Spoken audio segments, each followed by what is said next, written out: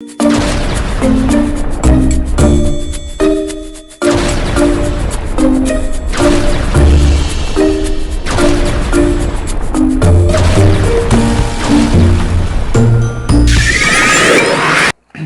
pessoal, tudo bem? Começar uma videoaula aqui rapidinho e eu vou mostrar aqui como testar um capacitor e algumas coisas importantes sobre o capacitor, tá? Então eu tenho um capacitor aqui na mão de 20 microfarad, o branco, né? 20 microfarad por 450 volts. E eu tenho um outro aqui, né, que eu comprei de 20 microfarad por 380 volts. Bom, primeiramente eu estou com um equipamento aqui de teste, tá? Eu vou pegar aqui a ponta preta, vou ligar aqui no terminal desse capacitor para a gente testar, tá? Esse aparelhinho aqui é muito bacana, pessoal. Aqui tá o modelinho dele, tá? Ele é o multiteste, certo? E aqui tá aí ele aqui, né? Ele é interessante que ele consegue medir capacitores na placa, você não precisa tirar da placa. Bom, vamos lá. É interessante, antes de fazer o teste no capacitor, sempre ver se ele está carregado, né? Eu vou descarregar, né? Eu já sabia que estava descarregado. Se você fazer assim, você vai levar choque, né? Então, você faz assim, você descarrega. Então, coloquei a ponta preta aqui, tá? E vou colocar a vermelha, colocar aqui, pontinha aqui, nessa parte. Vou ligar o nosso aparelhinho aqui, ó, e vamos verificar o que ele me diz sobre esse capacitor, ó. Diz que esse capacitor, ele tá dando 3.870 picofarad. Será que ele tá bom? Bom, vamos fazer o teste, né? Indo aqui para a tela do computador, a gente vai pegar a unidade de medida aqui, né? Seria farad, o milifarad, microfarad. Faltou colocar um F aqui, sempre tem um F aqui, tá? A milifarad, microfarad, temos aqui picofarad, e aí vai ter aqui, ó, de nanofarad, tá? Outras medidas eu acho que você não vai encontrar. Voltando para o aparelho, né? A gente vai fazer o teste aqui de novo, e você vai observar que deu 3.839 picofarad. Então vamos colocar aqui, ó, 3.000 seria onde? Olha só onde caiu a leitura do nosso capacitor.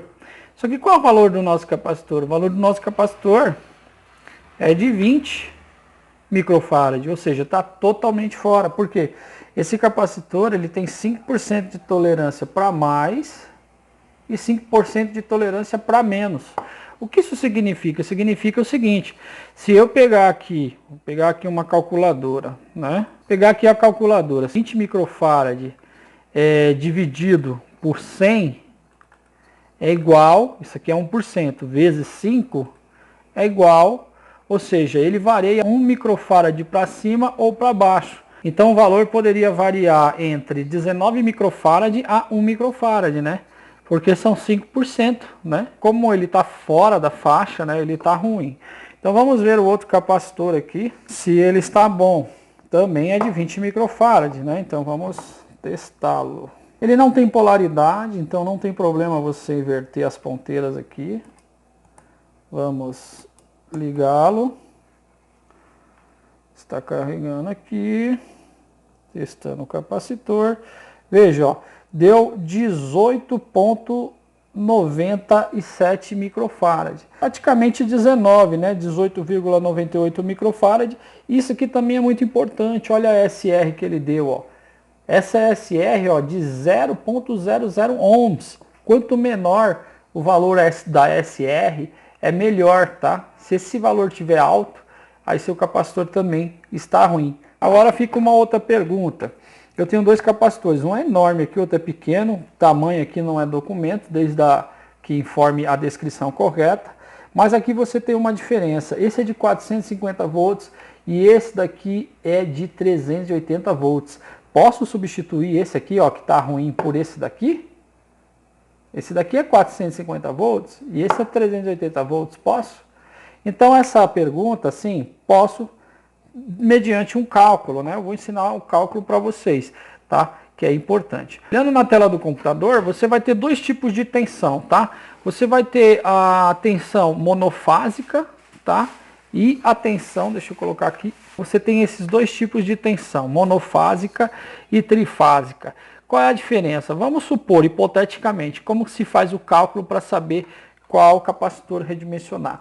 Posso eu colocar um capacitor de 220 volts e ligar no 220 volts?